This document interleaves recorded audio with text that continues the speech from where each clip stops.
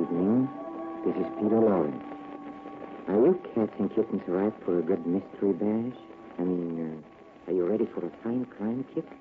A solid hunk of horror with a Dixie beat? Would you like to dig a mellow murder or two, huh? Then, my friends, latch on to the Mystery Playhouse.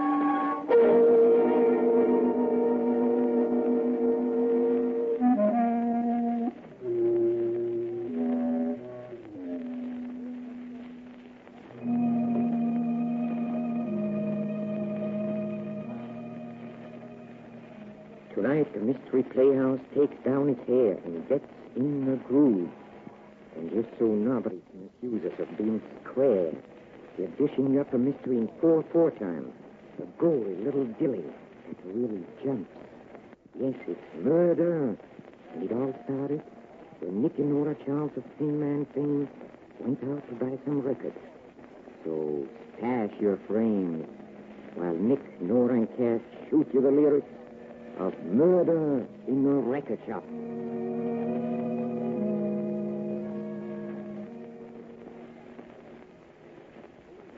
Well, this one's empty, dear. Okay, Nora. Will you open the door, please? Mm-hmm. Oh, dear. There's a young man in there. Are you going to be here long? Huh? Are you going to stay here? He's climbing to the ceiling. Is he? Oh, listen. Gut bucket. Really? Chicago style. Like fix. What's he talking, Nicky? Basic English? Oh, this is going to kill me. But kill me. Oh, well, would you mind dying outside the booth? We'd like to play some records. Listen. Just listen. Oh, are you sure he's all right? He's pitchy. Oh, well, I think that's what they call being sent, dear. Are you being sent, young man? Sent. I'm being delivered. Oh, listen to this. It's murder.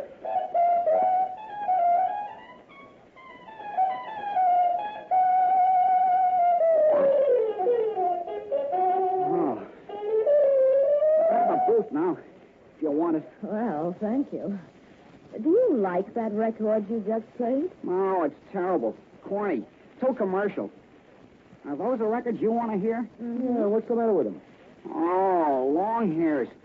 Why don't you get out of your long underwear? So long. Hey, was that an insult? No, dear, no. Just jive talk. Play one of our records, Nicky. Okay, darling. Hey, Nora, what's gut bucket? Oh, I don't know, darling, but it sounds to me like some new kind of gurgle. Sit down, dear. Hey, what kind of stuff is that? Beethoven's Romance, dear. It's about time you developed a taste for good music. What's the matter with my taste? I like to see everything Dinosaur sings. You should learn to appreciate the higher forms, dear. Oh, here's Mr. Oh, Mr. Bailey. Nicky, I want you to meet Mr. Benjamin Bailey, the proprietor of the Cadenza Record Shop. Pleased to meet you, Mr. Charles. Oh, you do? Just call me Beethoven Funny like everybody else does. Well, Mr. Charles, shall I start lecturing at him? Oh, please, Benny. You know, is this some kind of a plot? Uh-huh. Well, Mr. Charles, now you're just listening to a hunk of music called Romance by Ludwig van Beethoven, which is written in Andante, which means not too fast, but don't fall asleep. You get it? Hey, Benny, where'd you learn about music? Well, in my youth, I was a bass piccolo player in the Sing Sing Philharmonic Orchestra. Now, you take that album there, Shostakovich's Sixth Symphony. Shostakovich was influenced by Prokofiev, Stravinsky, Rachmaninoff, Rimsky-Korsakov, Glazunov, Mussorgsky, and Tchaikovsky. So what happens? So Shostakovich makes with the notes, and if you spend an ear, it sounds a little like Prokofiev, Stravinsky, Rachmaninoff, Rimsky-Korsakov, and Tchaikovsky. Now, they're not to be confused with Beethoven, Bach, Brahms, Mozart, and Papa Haydn, who are of the German school, as against the Russian school. Two nations which are at war today. Which is something to think about, ain't that, Mr. Charles? Oh, yes. Yes, it certainly bears thinking about. So to get along with my suppression, now Beethoven was carrying the torch for a hot little tomato called Countess Guicciardi. Now, hark ye, how the great violinist Buddy Fatkin plays this passage. It's sheer perspiration. Well, what's the matter with Freddie? Did he run out of perspiration? No, the record stopped. Something messed up this phonograph. Oh, won't it go? No, it's dead. Well, let me push it away from the wall, Benny. Well, what killed it, Nicky? Fradkin's plane? No, baby. It was murdered. Oh, phonographs don't get murdered. They die natural death. Well, here's the bullet, Nora. It smashed the motor. Well, now, who'd want to murder a phonograph? Must be some torpedo who hates music. The bullet came through that wall. There's the hole. What's on the other side of this wall, Benny? Another boot like this. There's just a thin partition of expensive soundproof junk between the boots. Someone in that other booth fired that bullet. Come on. I bet it's one of my competitors trying to ruin my business. Well, there's the door to the other booth. Oh.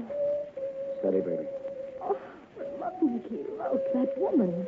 Benny, turn off that record. All right. Is she dead? Uh-huh. 3 bullet wounds in the head. Benny, you better call the police. Yeah, I'll phone right now.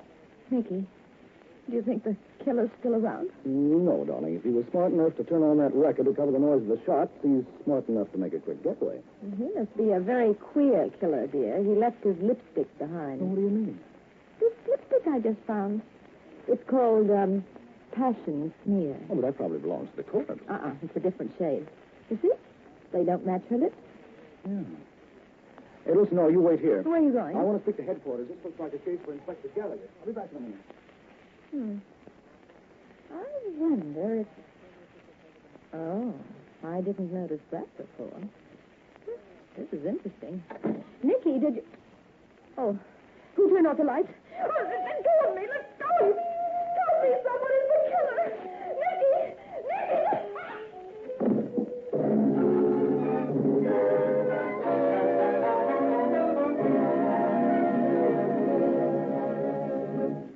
Some people is very thoughtless. With all the record shops in town, that dame had to pick my joint to get murdered. Now, don't you worry, Benny. You'll get a lot of free publicity. Hey, Where you running, Nick? the light in the booth is out. Come on. Where's that switch? There's a light. Nora. Is she croaked, too? No, she's coming to now. Oh, baby. Oh, Nicky. Benny, turn off that record. No, you all right? As soon as both of you get together, Nicky, I'll be fine. Oh, I've been robbed. What's missing? The handkerchief I found, it was under her body. It was a man's handkerchief. Now it's gone. Well, the police will be very interested to find out about this. Well, aren't you interested? Oh, now, darling, for once, just once, can't we mind our own business? Mr. Beethoven Benny, if your wife was attacked by a fiend while a record played St. James Infirmary, would you stand by and do nothing? I don't know. I ain't got a wife. Oh, well, then, if you had me for a wife. In that instance, I would find a jerk what done it and tear him apart with my teeth. Oh, thank you, Benny. Well, Nick? Ain't you got no chivalry in your soul, Mr. Charles? As a knighthood that was once in flower and now become a stinkweed? Well, when you put it like that, give me your purse, Nora. Here, dear. Oh. Has she got anything interesting in it? Mm-hmm. A pair of nylon stockings? Nylons? Oh, give me. Darling, you've just got to find the person who murdered her. I want to thank him. Nick told me you found a lipstick. That would make the murderer a woman. It couldn't have been a woman, Benny, or she'd have taken the nylons for herself. Yeah, I'm afraid it was a man, Benny. Look at this letter. Dear Margaret, meet me in booth 4, Cadenza Record Shop, 5:30 p.m. We'll settle this matter once and for all. John Marty. It's typed on rather expensive stationery. What's her full name, dear? The envelope says Mrs. Martin Curtis. She's married to the guy who wrote that note. Do you know where he lives, Nick? That's in her address book. Martin Curtis, 2065 West 86th Street. Nick, you think it's a crime of passion? With her figure, Benny, it has to be. Let's go, Nicky.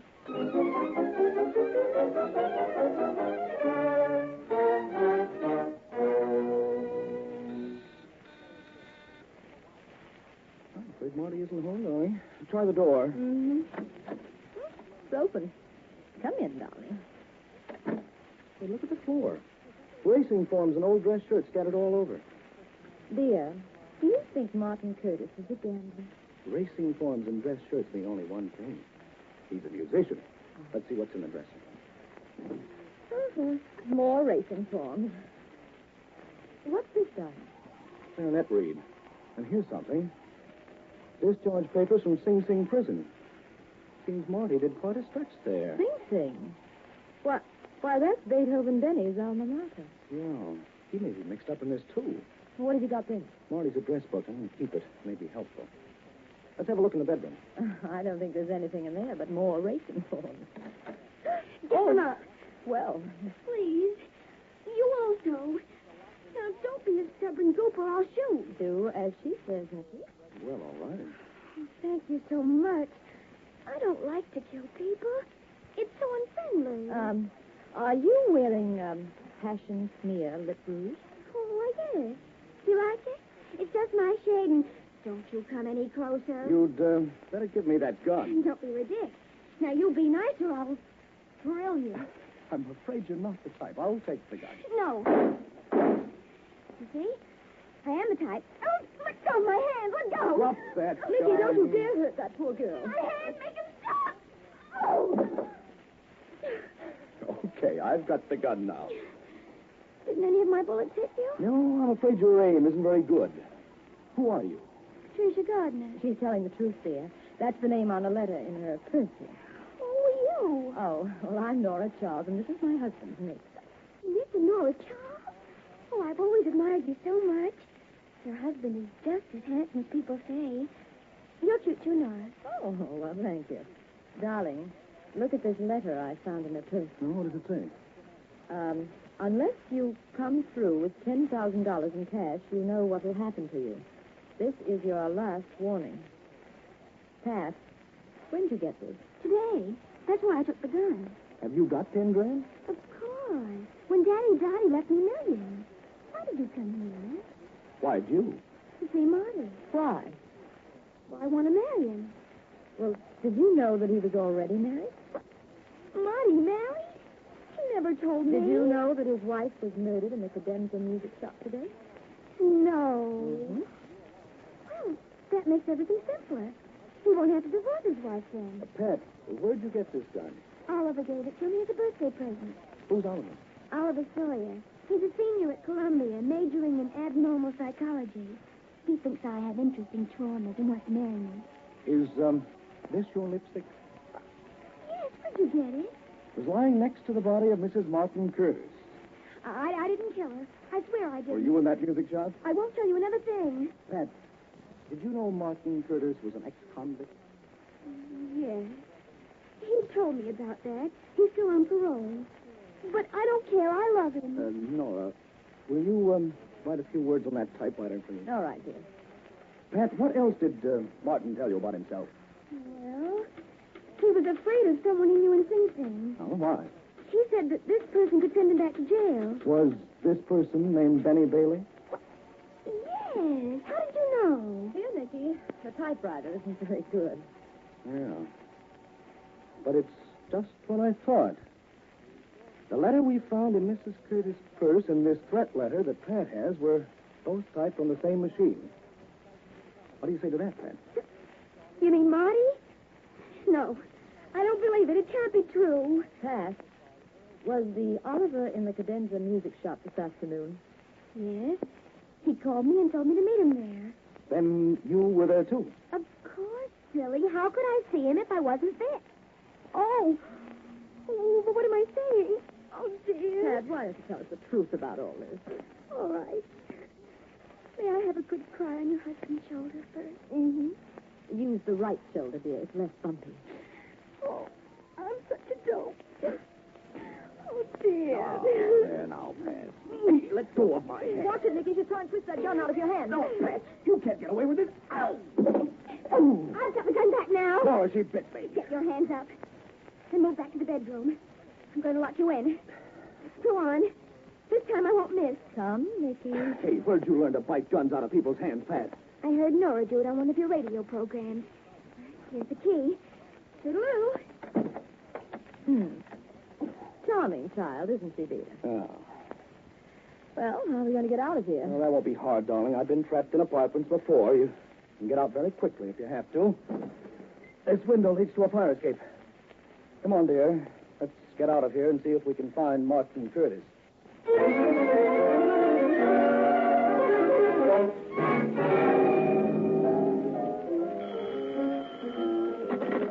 Hello?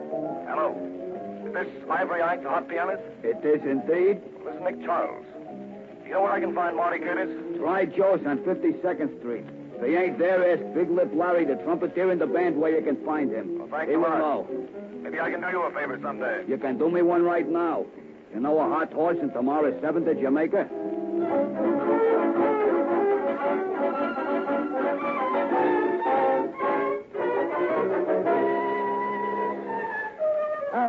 Excuse me. Are you Mr. Big Lips Larry? Yes, ma'am. Well, we don't want to interrupt you, but can you tell us where we can find Marty Curtis? Oh, yeah. He was here about an hour ago. He says he's going to Googie Gilbert's joint in the village for a jam session. Well, thank you, Mr. Larry. Say, maybe you know it's a good horse in the 7th to Jamaica.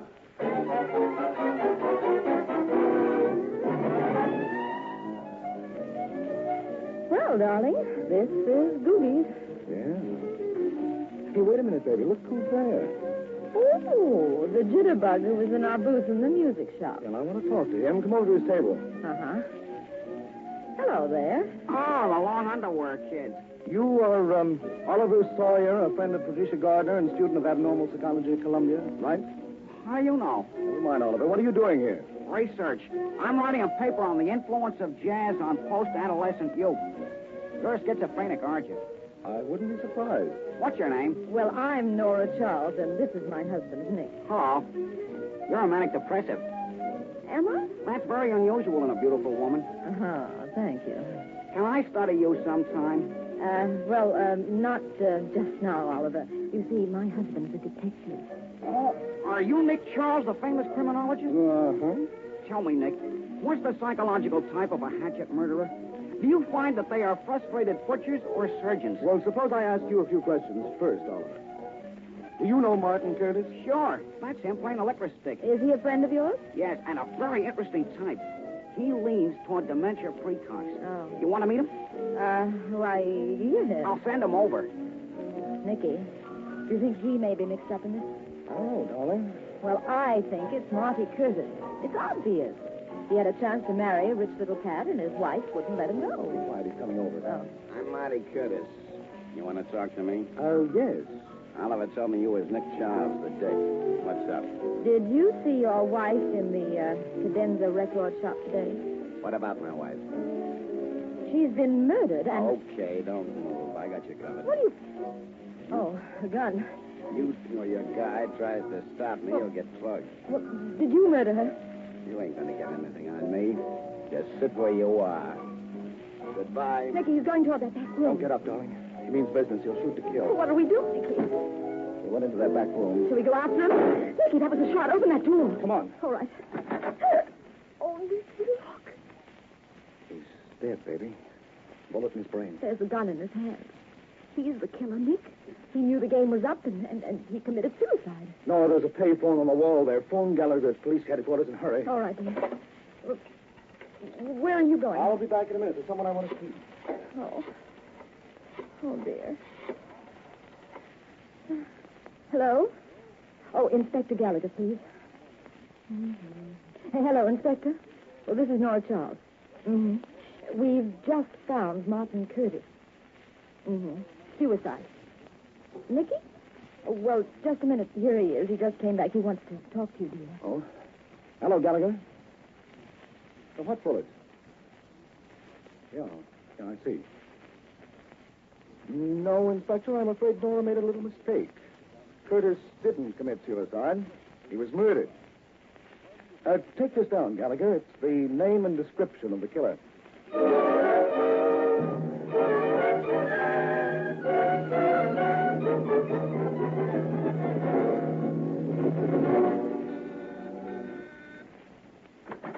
Oh, Oliver. Oh, Pat. Anyone been here since I left? No. What happened, Oliver? Marty killed himself. Killed himself? Oh, this is awful. The best thing that ever happened to you, Pat. What do you mean? Because you killed Mrs. Curtis. What? I saw you, Pat. I was in the record shop. I saw you kill her through the glass partition of a record booth. And you knew all along. Yes, Pat. Are you going to tell? I love you, Pat. I'd never give you away. But you've got nothing to worry about. No one will suspect you now that Curtis is dead. His suicide's an admission of guilt. What are you doing there? Turning on the phonograph. Pat, are you going to marry me? I can't think about that now. You'd better think about it, Pat. Remember, I can send you to the electric chair if I want to. Oliver. Let go of me. You're hurting me. Yes, Pat. If I can't have you, no one else will. Listen to that music, Pat. What are you doing?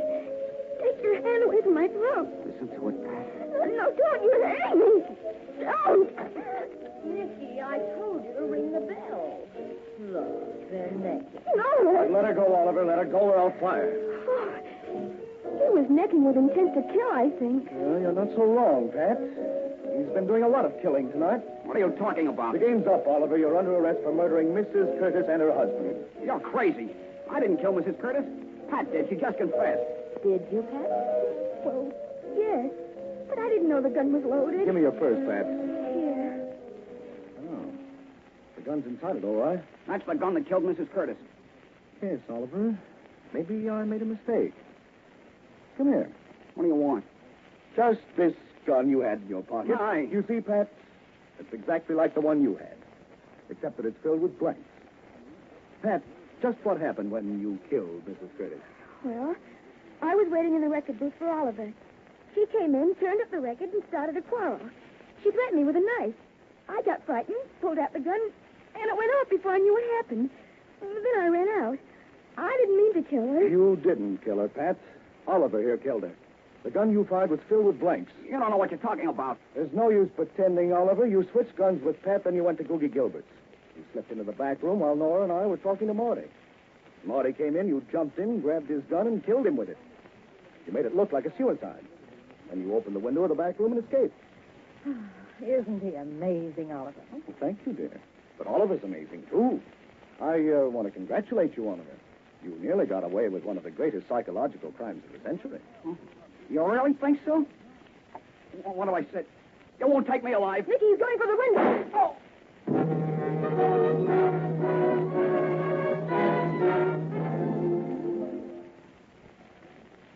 Is Nick coming here today, Nora? Mm-hmm. On his way back from police headquarters. Hello, darling. Hello, dear. Oh, Benny, how are you? Fine. I'm ready to give out with my lecture where I left off. Oh, not yet, Benny. I'm going to turn that record off. All right, now, Nicky, tell me how smart you were. Okay, dear.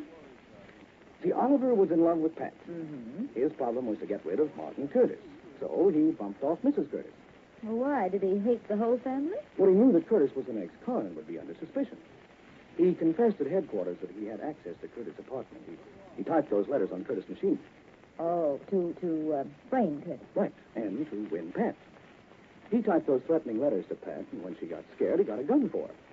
His plan was to make Pat think she committed a murder, and that he, Oliver, the great hero, was protecting him. Oh, a sort of homicidal love affair. Oh, sort of. He became friendly with Mrs. Curtis, who was separated from her husband, wanted him back. He told her to threaten Pat with a knife after convincing her that this would scare Pat into giving up Curtis. And Oliver arranged for them to meet here in the record shop. That's right. When Mrs. Curtis began waving the knife, Pat shot, just as Oliver, the psychologist, figured. Well, how did you know Curtis wasn't a suicide? Well, there were no powder burns on his temple, and that window in the back room was open. Oh, yes. And when were you sure that Oliver was the killer? After I spoke to Gallagher on the phone, he told me some of the shells they found were blanks. I had an idea that the shells in Pat's gun were blanks when she fired at me and missed, but I couldn't be sure. Oliver was quite a boy. All right, Benny, that clears up everything. You can start lecturing Nicky again. Ludwig van Beethoven's romance is a hunk of music that speaks of love. A thing which happens to all of us, even the lowly earthworm. The people have been known to commit murder for love, but not earthworms, which proves that civilization ain't civil. And earthworms are smarter than people. Only they don't have as much fun.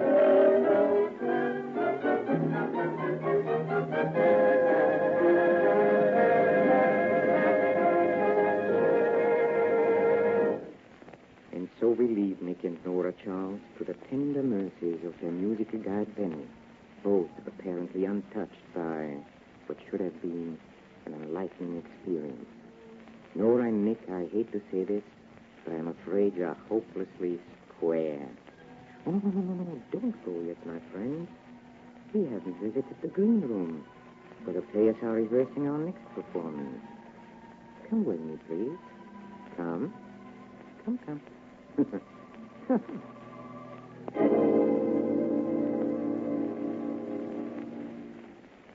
Boss, I've been reading a book. Ah. No, that's not the title. The title is Great Detectives of Yesteryear. Were there any? It may strike you as a revolutionary idea, but there seem to have been some. Primitive fumblers, no doubt. That's not what the guy who wrote this book thinks. Anything. He says there'll never be detectives as great as they were. Fiddlesticks. What could they do that I can't? Walk 100 yards? That's simply substituting sweat for intelligence. I'm not so sure. Some of the things they did were terrific.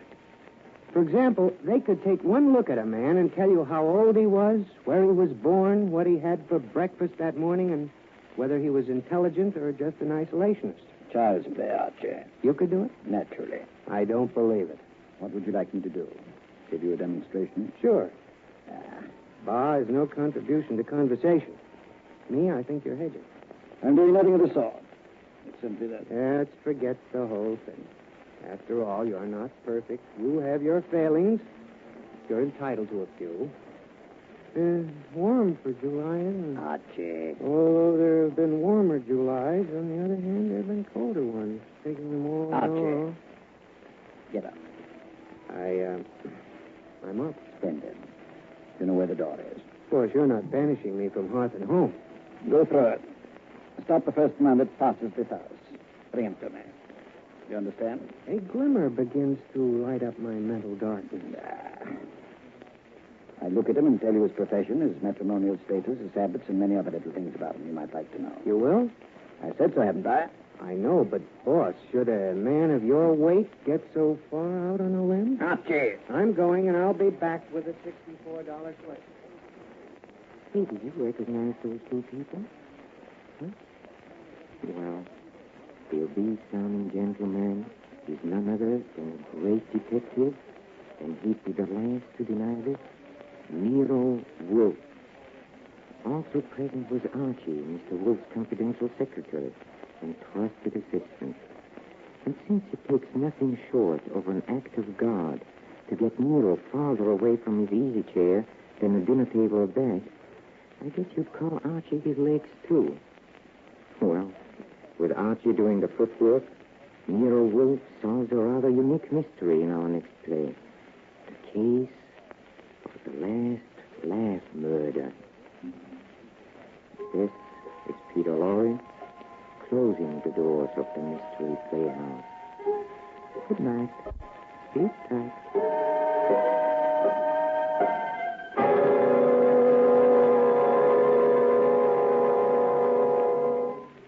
This is the Armed Forces Radio Service.